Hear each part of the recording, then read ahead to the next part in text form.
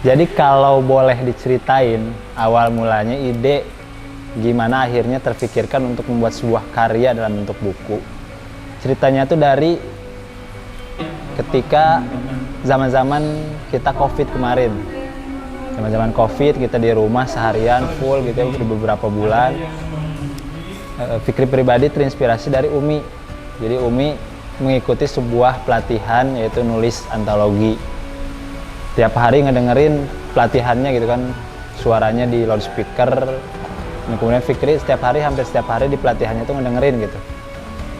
Itu pertama ide awalnya yang terpikirkan, oh kenapa enggak nanti ketika udah normal lagi kita di Garuda Keadilan Kota Bandung kita coba buat karya real dalam bentuk buku.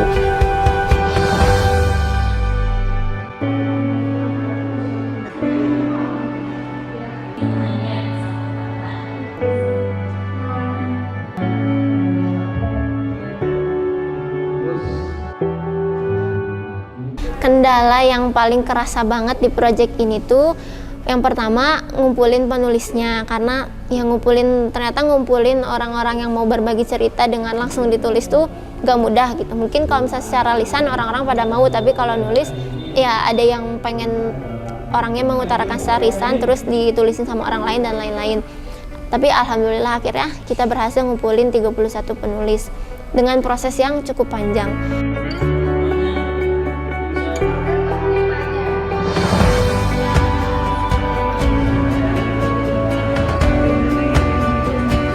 Kemudian juga inspirasi yang keduanya datang dari Kang Alif. Nah, Kang Alif ini salah satu senior gitu yang ngasih saran, karena ketika kita bisa bikin satu karya dalam bentuk buku, maka insya Allah bakal ngasih manfaat yang lebih luas lagi. Terus juga nama kita bakal tercatat gitu kan ya, ketika karya kita dalam bentuk real, dalam bentuk sebuah buku.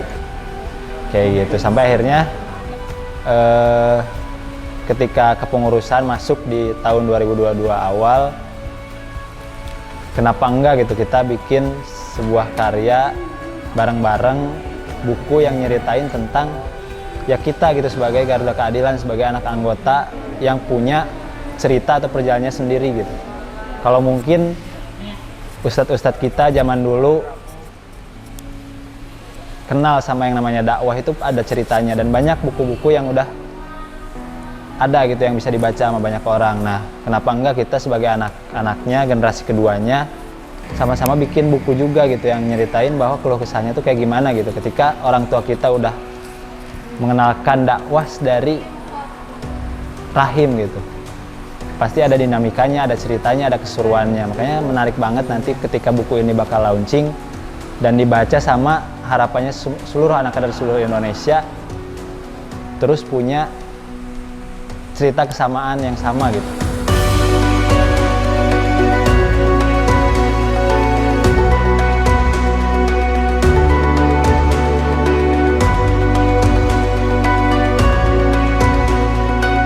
Habis itu kendala yang kedua sih, namanya juga proyek yang panjang, ada banyak orang, banyak otak, banyak pemikiran.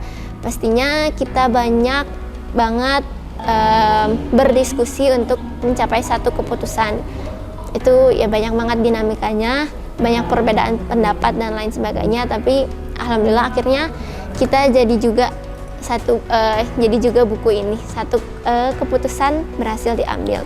Habis itu kendala yang lain itu proses editing yang berkali-kali, karena awalnya diedit udah selesai, kita kira udah selesai, taunya masih banyak banget revisinya. Terus revisi dari satu orang diedit lagi, dari orang yang lain diedit lagi, dari orang yang lain diedit lagi, sampai akhirnya edit final gitu sih ya. Jadi kendala yang paling besar ada 3, nyari penulis, proses editing yang panjang, sama perbedaan pendapat.